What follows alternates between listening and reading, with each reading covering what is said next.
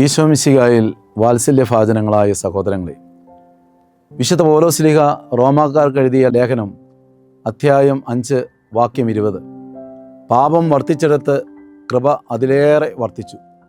വിശുദ്ധ ലൂക്കായുടെ സുവിശേഷം 15-ാം അധ്യായം സുവിശേഷങ്ങളുടെ സുവിശേഷം എന്നാണ് അറിയപ്പെടുന്നത്. കാരണം ദൈവം മനുഷ്യനായി അവതരിച്ച് മനുഷ്യനെ സ്നേഹിച്ച് അവൻ്റെ കൂടെ നടക്കുന്നത് സുവിശേഷമാണ്. എന്നാൽ ദൈവം പാപികളെ സ്നേഹിക്കുന്നു എന്നത് സുവിശേഷങ്ങളുടെ സുവിശേഷമാണ്. നഷ്ടപ്പെട്ടു പോയ നാണയത്തിന് വേണ്ടി വീട്ടുകാരി എന്തുമാത്രം സമയമാണ് ചെലവഴിക്കുന്നത്. കയ്യിലിരുന്നപ്പോൾ അത്രയും സ്നേഹമുണ്ടായിരുന്നോ എന്ന്, കരുതലുണ്ടായിരുന്നോ എന്ന് തോന്നും. നഷ്ടപ്പെട്ടപ്പോഴാണ് വിളക്ക് കൊളുത്തി അടിച്ചുവാരി അന്വേഷിക്കുന്നത്. കണ്ടെത്തുന്നതുവരെ കഷ്ടപ്പാട് ഏറ്റെടുക്കുകയാണ്. കാണാതായ ആടിൻ്റെ കാര്യത്തിലും അങ്ങനെ തന്നെ. തേടിയിറങ്ങുന്നു, വെച്ച് കെട്ടുന്നു, തോളിലേറ്റുന്നു. ആ ആടിന് നഷ്ടപ്പെട്ടതിന് മുമ്പ് ഉള്ളതിനേക്കാൾ സ്നേഹവും വാത്സല്യവും കരുതലും അനുഭവിക്കാൻ സാധിച്ചത് തിരികെ കിട്ടുമ്പോഴാണ്. ധൂർത്തപുത്രൻ്റെ ഉപമയിലും അപ്പൻ്റെ കരുതലും സ്നേഹവും അംഗീകാരവും ആഘോഷവുമൊക്കെ അവന് കൂടുതൽ ബോധ്യപ്പെടുന്നത് അവൻ തിരികെ എത്തുമ്പോഴാണ്.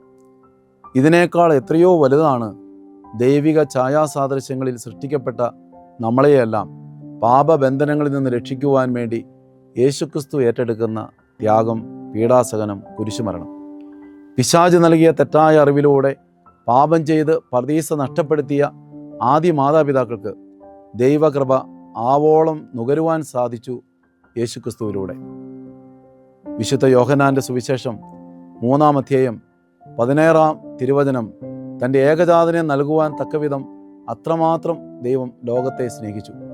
ഇരുൾ കയറി വരുമ്പോൾ, പാപം ഏറി വരുമ്പോൾ, പിശാചിൻ്റെ ആധിപത്യം നമ്മെ വിധേയപ്പെടുത്തുമ്പോൾ പ്രകാശമായ കൃപയായ തമ്പുരാൻ കൂടെ നടക്കുന്ന, ഉലാത്തുന്ന അനുഭവം. എമ്മാവുസിലേക്ക്, അതായത് അസ്തമയത്തിലേക്ക് പോകുന്ന ശിഷ്യന്മാരുടെ കൂടെ നടക്കുന്ന ദൈവം. അവർക്ക് വേണ്ടി തന്നെ മുറിച്ചു നൽകി കണ്ണുകളെ തുറപ്പിക്കുന്ന, ഹൃദയത്തെ ജലിപ്പിക്കുന്ന ദൈവം. പഴയ പണിയിലേക്ക് പോയ പത്രോസിൻ്റെയും കൂട്ടരുടെയും ദയനീയാവസ്ഥയിൽ ഇടപെട്ട് സമൃദ്ധി നൽകുന്ന കരുണാമയനായ ദൈവം. തള്ളിപ്പറഞ്ഞ പത്രോസിൻ്റെ ജീവിതത്തിൽ ആഴമേറിയ നോട്ടമായി ആഴ്ന്നിറങ്ങി പശ്ചാത്താപത്തിൻ്റെ കണ്ണുനീർ സൃഷ്ടിച്ച ദൈവം. പ്രിയപ്പെട്ടവരെ, ഈ ദൈവകരുണയെ ആവോളം ആസ്വദിക്കുവാൻ നമുക്കും ഈ നോമ്പുകാലത്ത് പരിശ്രമിക്കാം. സ്തുതിയായിരിക്കട്ടെ.